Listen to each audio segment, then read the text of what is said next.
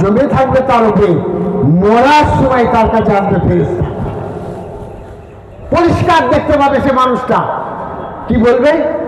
আল্লাহ তাখাফু ওয়ালা তাহজানু। কত সুন্দর কথা! হে আমার বান্দা, তুমি ভয় করো না, ওয়ালা তাহজানু, দুঃখ সামনে রেখো না। ভয় আর দুঃখ দুটো জিনিস, আগের জিনিসকে সামনে রেখে যেটাকে করায় সেটা ভয়। এই কাজটা করব, ভয় লাগছে, বলে না? আর যে জিনিসটা পিছনে চলে যাবে তার উপরে আফসোস, দুঃখ।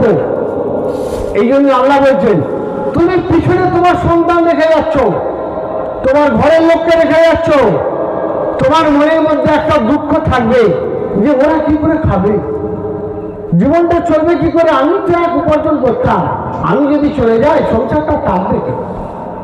হয় কিনা?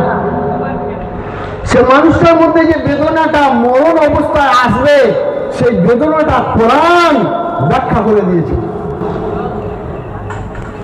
যে আল্লাহ তাকাফু, আগের পরিস্থিতিটা তুমি ভয় করো না, ওয়ালা তাহজানু, পিছনে রেখে যাওয়া জিনিসের উপরে গম করো না, ওয়াবশিরু বিল জান্নাতিল্লাতী কুনতুম তুআদুন। কি হবে তোমার? তোমাকে আমি দুনিয়াতে